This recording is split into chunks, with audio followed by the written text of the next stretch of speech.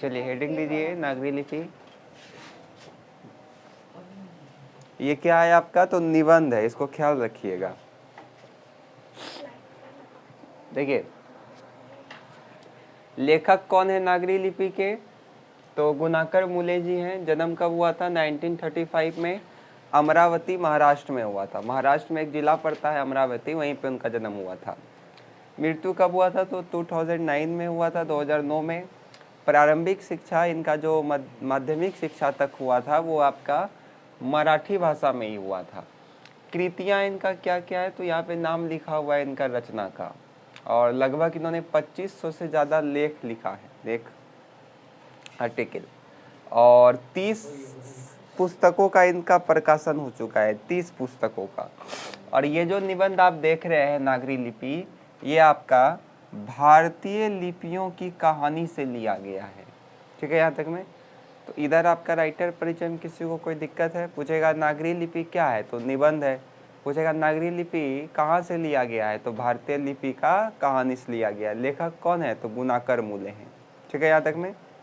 अब चूंकि ये निबंध है इसलिए इसका डायरेक्ट हमको टॉपिक से क्वेश्चन आंसर ही कराना पड़ेगा। जब आप इस टॉपिक को कर लीजिएगा तो आपका क्वेश्चन आंसर भी ऑटोमेटिक हो जाएगा, और उसके साथ साथ में आपका प्रश्न उत्तर भी ऑटोमेटिक हो जाएगा, क्योंकि ये आपका निबंध है। देखिए पहला क्या है? देवनागरी लिपि के अक्षरों में स्थिरता। तो निबंध के पहला पैराग्राफ में ही कहा जा रहा है कि 2 सदी पहले नागरी लिपि के स्थिरता आई। क्यों आया स्थिरता? क्योंकि नागरी लिपि का टाइप बनने लगा, इसके साथ साथ कई सारा पुस्तक छपने लगा, किताब छपने लगा, जिस कारण से नागरी लिपि में क्या आ गई? स्थिरता आ गई। बात समझ में आया? नागरी लिपि मतलब जो आप लोग लिखते हैं, कौन सा लिपि में लिखते हैं? देवनागरी लिपि में। तो वही है, देवनागरी नागरी एक ही है, नंद नागरी तीनों एक ही नाम है। तो ये पहला में हमको क्या लिखना है? देवनागरी लिपि के अक्षरों में स्थिरता तब आई जब देवनागरी लिपि के टाइप बनने लगे और इससे कई सारा किताब छपने लगे। आया समझ में? दूसरा, देवनागरी लिपि की भाषाएं। तो देवनागरी लिपि में कौन कौन सी भाषाएं लिखी जाती है? तो देवनागरी लिपि में हिंदी, बंगाली, नेपाली, मराठी, संस्कृत, ये सब किस लिपि में लिखा जाता है? तो देवनागरी लिपि में लिखा जाता है। भारतीय लिपि से देवनागरी लिपि का क्या संबंध है? तो भारतीय लिपि से देवनागरी लिपि का बिल्कुल संबंध है, क्योंकि जो गुजराती लिपि है वो प्राचीन कहीं ना कहीं देवनागरी से ही संबंधित है। जो आपका मराठी या बंगला लिपि है वो भी आपका देवनागरी से ही संबंधित है। हाँ, ये मान सकते हैं कि दक्षिण भारत का जो लिपि है वो देवनागरी से थोड़ा भिन्न है, लेकिन प्राचीन समय में वो उसका भी उत्पत्ति किससे हुआ था? तो प्राचीन ब्राह्मी लिपि से ही हुआ था। बात समझ में आया? क्लियर है यहाँ तक में? एक बार फिर से समझ लीजिए। सबसे पहले आपको बोलना है देवनागरी लिपि के अक्षरों में स्थिरता तब आई जब इसके टाइप बनने लगे और कई सारा किताबें छपने लगे, तब देवनागरी लिपि के में क्या आ गई? स्थिरता आई। दूसरा है देवनागरी लिपि का भाषा कौन कौन सा है? तो देवनागरी लिपि में लिखी जाने वाली भाषा मराठी है, बंगाली है, नेपाली है, हिंदी है, यहाँ तक कि संस्कृत भी है। किस भाषा में लिखा जाता है ये? किस लिपि में? देवनागरी लिपि में। भारतीय लिपि से देवनागरी लिपि का क्या संबंध है? तो भारतीय लिपि से देवनागरी लिपि का घनिष्ठ संबंध है। जैसे चाहे आपका बंगला लिपि हो, गुजराती लिपि हो, ये किस लिपि में लिखा जाता है? देवनागरी लिपि में लिखा जाता है। हाँ, दक्षिण भारत का जो लिपि है वो थोड़ा सा भिन्न है, लेकिन प्राचीन समय में ये भी किससे लिखा जाता था? तो ब्राह्मी लिपि का ही ये उत्पत्ति है, जो एक प्रकार का देवनागरी लिपि में ही आता है। नंद नागरी लिपि किसे कहा गया? तो दक्षिण भारत में ही देवनागरी लिपि को क्या कहा गया? नंद नागरी लिपि कहा गया। दक्षिण भारत में ही नागरी लिपि को नंद नागरी लिपि कहा गया, जिसका शुरुआत सबसे पहले किसने किया था? तो विजयनगर के राजाओं ने किया था। आया समझ में? नागरी लिपि के अक्षर के आरंभिक लेख कहाँ कहाँ मिलते हैं? तो देखिए नागरी लिपि का जो आरंभिक लेख है हमको वो दक्षिण भारत में मिलता है। दक्षिण भारत में कहाँ कहाँ? तो इसमें हमको लिखना है कोकन का शिलाहार, मान्यखेट का राष्ट्रकूट, देवनागरी का यादव वंश, ये सब राजा का वंश है जिसके समय में हमको नागरी लिपि का लेख प्राप्त होता है। आया समझ में? तो इस साइड में किसी को कोई दिक्कत है तो बोलिए। सबसे पहले आपको बोलना है इसमें कि नागरी लिपि के आरंभिक लेख दक्षिण भारत से प्राप्त होते हैं। नागरी लिपि के लेख दक्षिण भारत से प्राप्त होते हैं। ये कोकण के शिलाहार, मान्यखेट के राष्ट्रकूट और देवगिरी के यादव राजाओं के लेख में हमको प्राप्त होते हैं। आया समझ में? क्लियर है यहाँ तक में? चलिए पहले यहाँ तक लिख लीजिए। देवनागरी लिपि के लेख में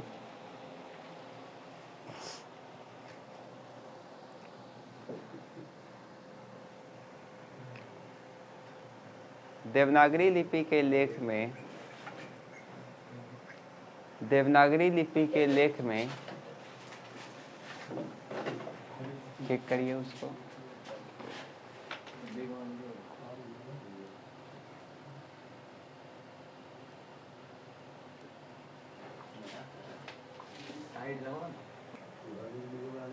लिखे देवनागरी लिपि के अक्षरों में स्थिरता तब आई, देवनागरी लिपि के अक्षरों में स्थिरता तब आई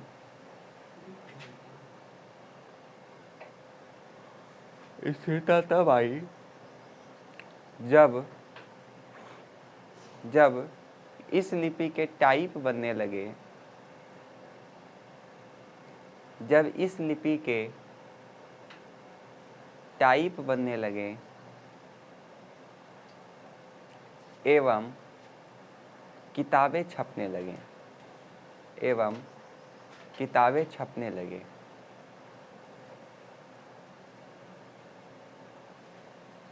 अगला लिखिए, देवनागरी लिपि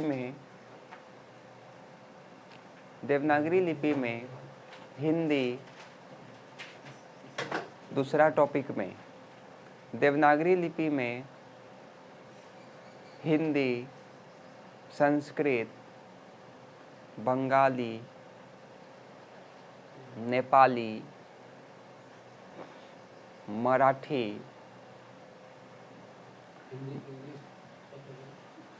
इंग्लिश देवनागरी में लिखा जाता है कि रोमन में लिखा जाता है? लिखे इत्यादि भाषाओं में लिखी जाती है, इत्यादि भाषाओं में लिखी जाती है।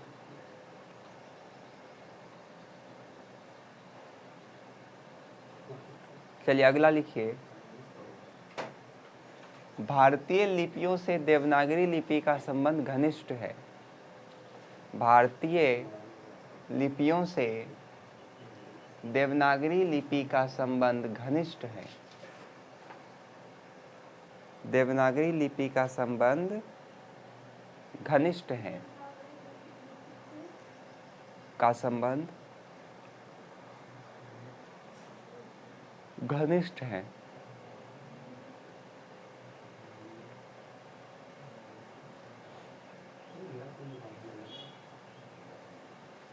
हो गया? घनिष्ठ है। गुजराती लिपि, बंगाली लिपि, गुजराती लिपि, बंगाली लिपि भी देवनागरी लिपि में लिखी जाती है। हाँ, भी देवनागरी लिपि में लिखी जाती है।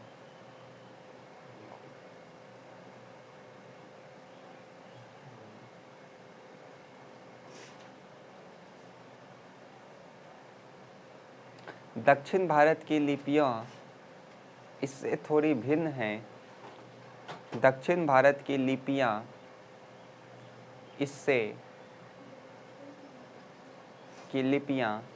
इससे थोड़ी भिन्न हैं।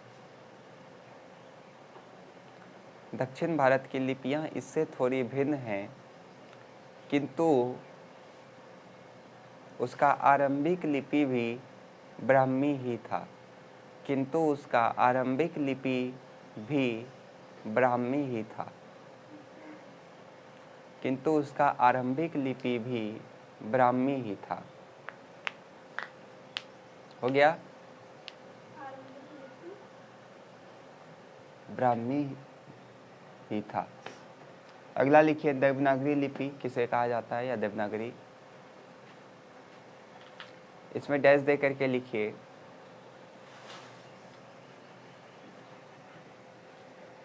दक्षिण भारत में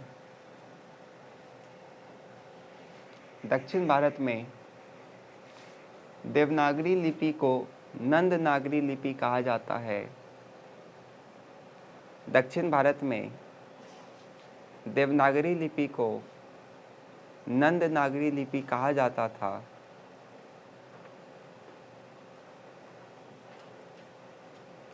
नंद नागरी लिपि कहा जाता था।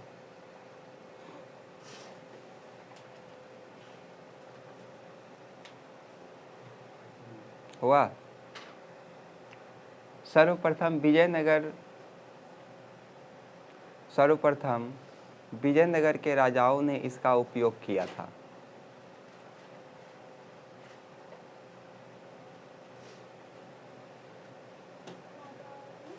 इसका उपयोग किया था। अगला टॉपिक,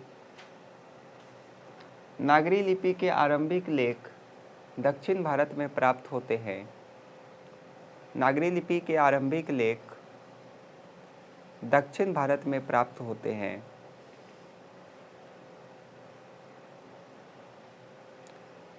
अगला, नागरी लिपि के आरंभिक लेख दक्षिण भारत में प्राप्त होते हैं। ये कोकन के शिलाहार, मान्यखेट के राष्ट्रकूट,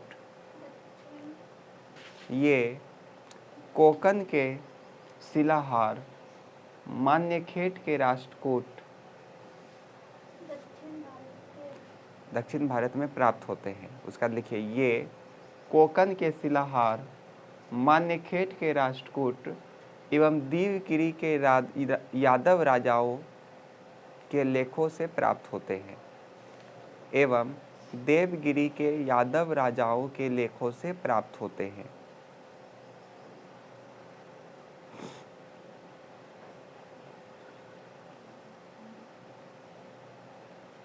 हो गया।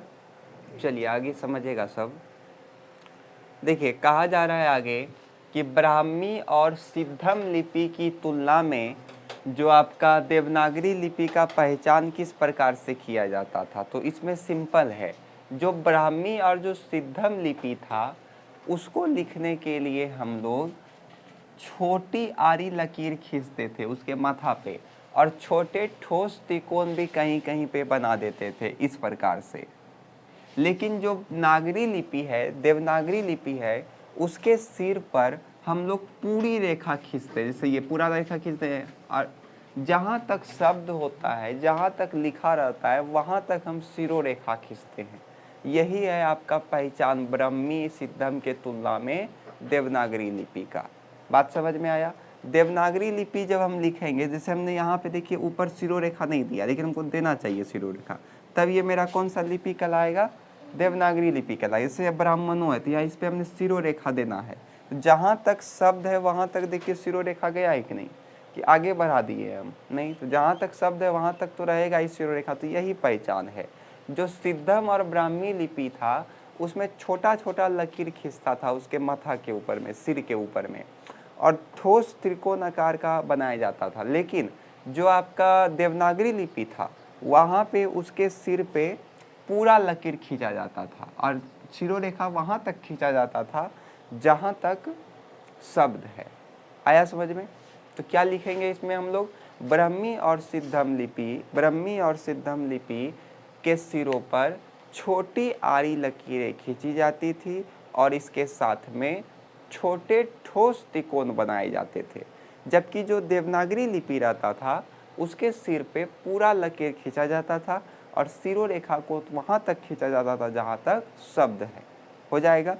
अगला देखिए, कहा जा रहा है कि उत्तर भारत में किन शासकों के प्राचीन नगरी के लेख से प्राप्त होता है हमको ये, तो यहाँ पे कुछ शासक का नाम लिखा हुआ है जो आप लोग को याद करना पड़ेगा। आपको इसमें ये वाला याद रखना है और ये वाला आपको सारा नाम याद रखना है, तो बहुत दिक्कत होगा आगे। तो इसमें हम लोग क्या बोलेंगे, तो इसमें सबसे पहले लिखना है कि मेवाड़ के गुहित, अजमेर के चौहान, कन्नौज के गाहरवाल, काठियावाड़ गुजरात के सोलंकी, आबू के परमार, त्रिपुरा के कुलचुरी शासकों के यहाँ हमको देवनागरी लिपि का लेख प्राप्त होता है। अगला है, नागरी लिपि को देवनागरी लिपि ही क्यों कहा जाता है, तो इसके पीछे भी कई सारा विद्वान में मतभेद है। कुछ विद्वान कहता है कि नंद शासक नागर ब्राह्मण ने इसको उत्पत्ति किया था, इसलिए इसको नागरी लिपि कहा जाता है। लेकिन कुछ विद्वान ये भी कहता है कि काशी में इसका उत्पत्ति हुआ, काशी देवनगर है, इसलिए इसको देवनागरी लिपि कहा जाता है। बात बुझे? दो मत है। एक लोग बोलता है कि नहीं, देवनागरी लिपि जो है वो नागर ब्राह्मण का भाषा था, इसलिए इसको नागरी लिपि कहा जाता है। लेकिन वहीं कुछ लोग बोलता है कि नहीं, ये काशी में इसका उत्पत्ति हुआ, और चूंकि काशी जो है वो देव का नगरी है, इसलिए इसको कौन सा लिपि कहा गया, देवनागरी लिपि कहा गया। बात समझ में आया हम क्या बोले? चलिए लिखिए, ब्रह्मी एवं सिद्धम लिपि, ब्रह्मी एवं सिद्धम लिपि के सिरों पर, ब्रह्मी एवं सिद्धम लिपि के सिरों पर छोटी आरी लकीरें, सिरों पर छोटी आरी लकीरें, ब्रह्मी और सिद्धम लिपि के सिरों पर छोटी और आरी लकीरें या छोटे ठोस तिकोन बनाए जाते थे, छोटे ठोस तिकोन बनाए जाते थे, जबकि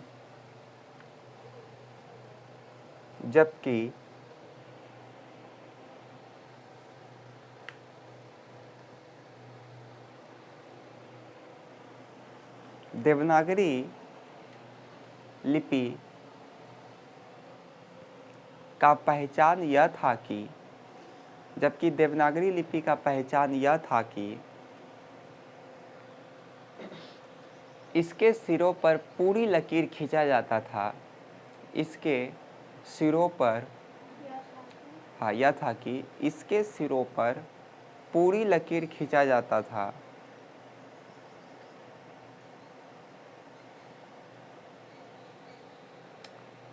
तथा जहाँ तक शब्द है वहाँ तक सिरोरेखा खींचा जाता था, तथा जहाँ तक शब्द है वहाँ तक सिरोरेखा खींचा जाता था,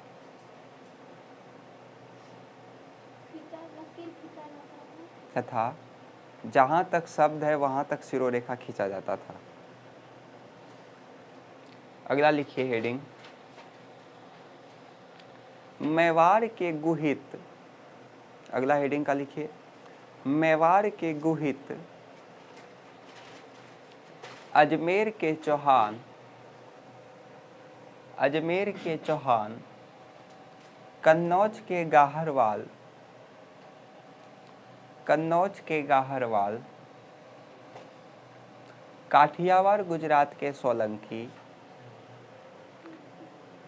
काठियावाड़ गुजरात के सोलंकी, आबू के परमार,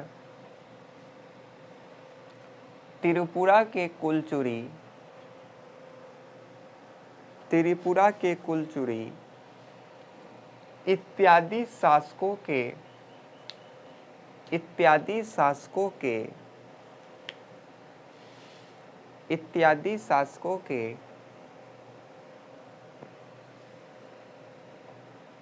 प्राचीन नगरी में इसके लेख प्राप्त होते हैं, प्राचीन नगरी में इसके लेख प्राप्त होते हैं।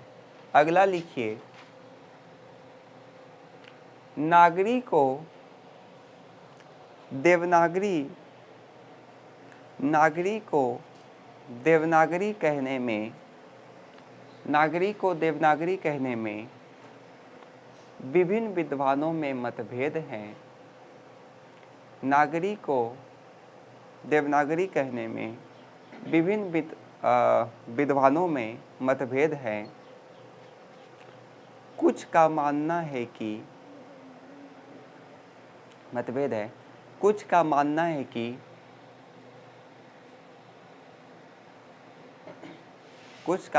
कि इस लिपि का सर्वप्रथम प्रयोग नागर ब्राह्मणों ने किया था।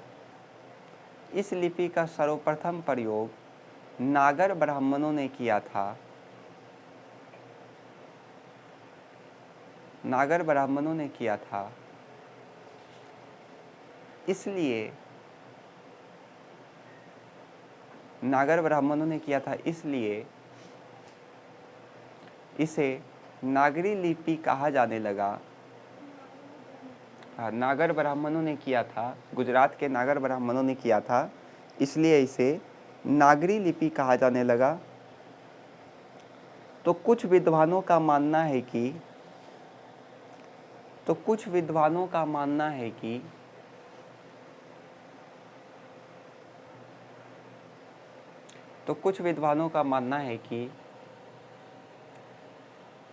इसका उपयोग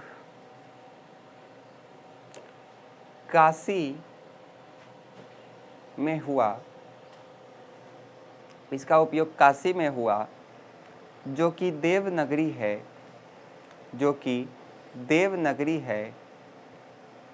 काशी में हुआ जो कि देवनागरी है, इसलिए इसे देवनागरी लिपि कहा जाने लगा।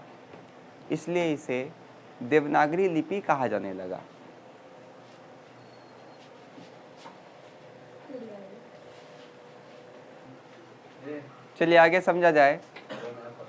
नागरी की उत्पत्ति के संबंध में लेखक क्या क्या तर्क है, तो अभी जो आप इसके पहले लिखे थे टॉपिक, वही इसमें भी लिख दीजिएगा, ठीक है।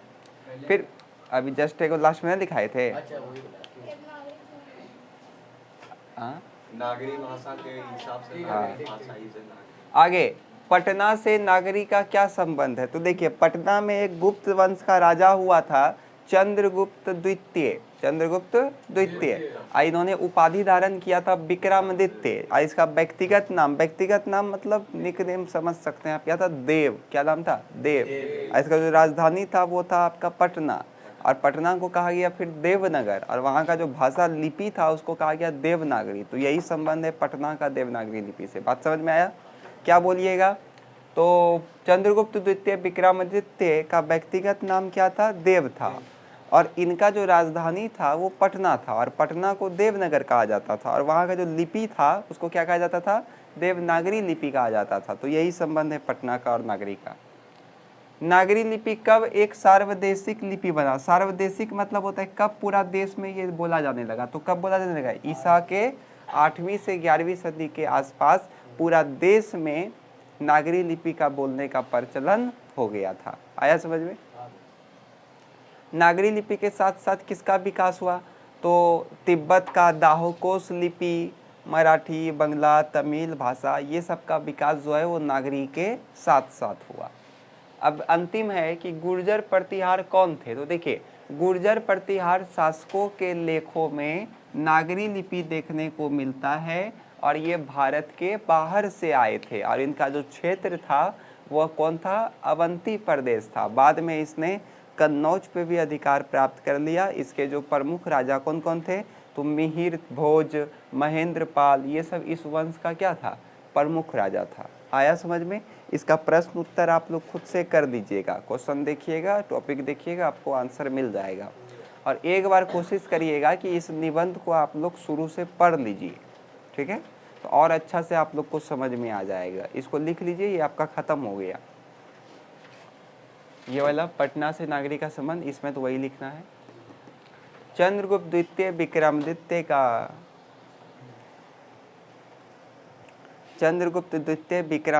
का व्यक्तिगत नाम देव था।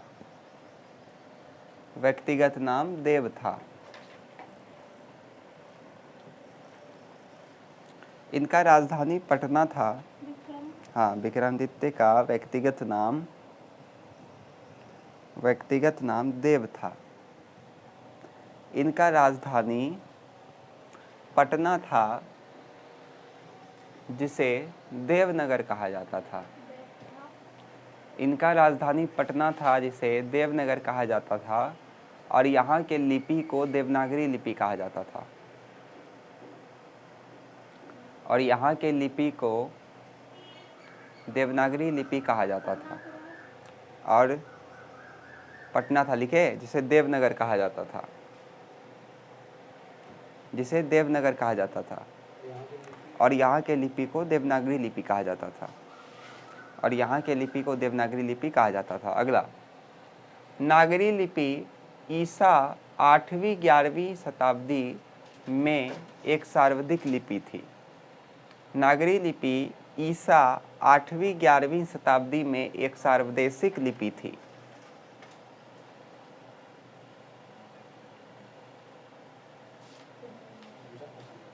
नागरी लिपि ईसा 8वीं से 11वीं शताब्दी में एक सर्वाधिक लिपि थी।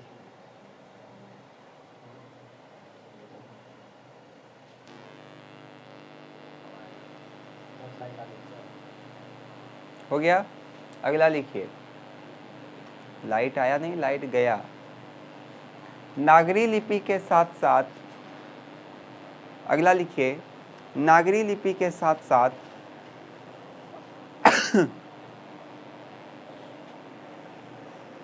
तिब्बत का दहाकोश, तिब्बत का दहाकोश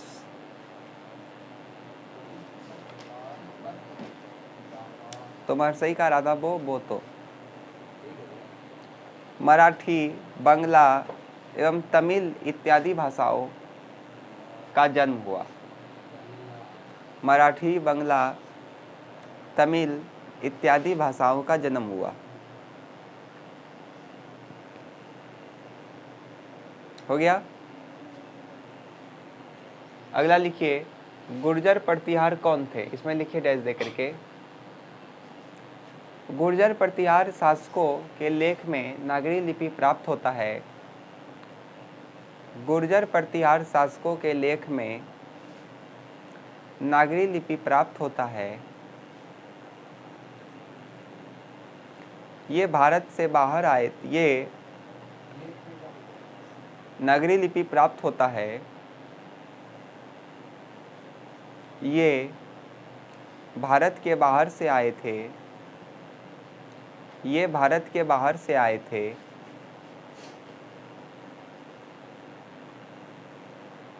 और ईसा के 8वीं शताब्दी, ईसा के 8वीं शताब्दी के पूर्वाद्ध, पूर्वाद्ध मतलब पूर्व, ईसा के 8वीं शताब्दी पूर्वाद्ध अवंती प्रदेश में शासन किया था। अवंती प्रदेश में शासन किया था। अवंती प्रदेश में शासन किया था और बाद में कन्नौज पर अधिकार किया। और बाद में कन्नौज पर अधिकार किया।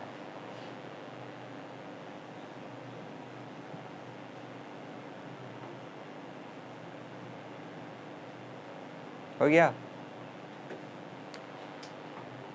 इस वंश के प्रमुख राजा मिहिर भोज, महेंद्रपाल इत्यादि है। मिहिर भोज, महेंद्रपाल इत्यादि। इसका प्रश्न उत्तर खुद से कर लीजिएगा।